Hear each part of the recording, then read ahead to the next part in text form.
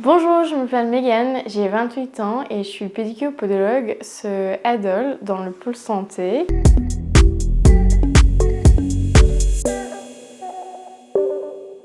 J'ai été diplômée en Nouvelle-Zélande en 2018. Je suis venue en France en 2020.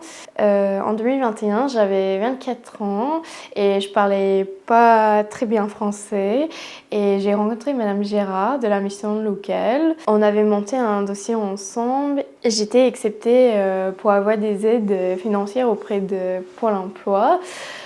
Pour mon équivalence à Rennes. J'étais acceptée dans une école de podologie à Rennes et puis je suis rentrée dans cette école en septembre 2021. Après, j'ai pu réaliser mon équivalence pour pouvoir travailler en France. J'étais diplômée en novembre 2022 et suite à ça, j'ai pu réaliser quelques collaborations sur Épinal. J'ai monté mon propre cabinet au sein du pôle santé à Adol en 2024, en novembre 2024. Au début, en arrivant en France, il y avait la période de la langue, tout ça. Et après, j'ai appris le français. Et suite à ça, j'ai pu réaliser l'examen pour rentrer à l'école à Rennes. Voilà, dans cette école, c'était une école privée. On était une toute petite promo.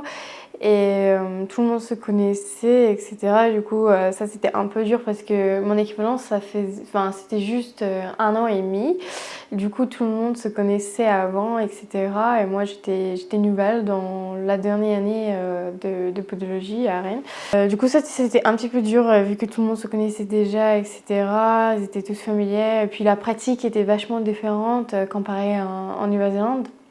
La distance aussi, j'avais toujours ma maison sur Épinal et je faisais des allers-retours Rennes-Épinal. Ça, c'était un peu dur aussi moralement. Mais après, j'avais vraiment envie de réussir et de pouvoir exercer mon métier ici parce que j'aimais vraiment bien Épinal et puis d'habiter en France. Cette expérience m'a appris qu'il faut foncer quand on veut vraiment réussir, qu'il faut chercher auprès des gens. Il ne faut pas rester dans son coin sans rien demander.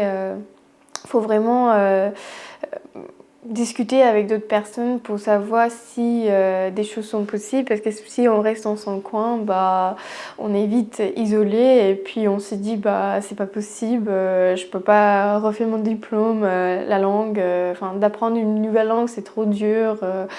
D'aller dans une école privée où ça coûte 8 000 € par an, c'est trop difficile, etc. Mais voilà, si on demande des conseils, on peut réussir ensemble. Si j'avais un conseil, ça serait de jamais vous sous-estimer parce que même si on vient de rien du tout, on peut vraiment réussir, on peut faire tout ce qu'on veut avec des bonnes personnes à nos côtés. Si on a vraiment les désirs et puis la soif de réussir, on peut.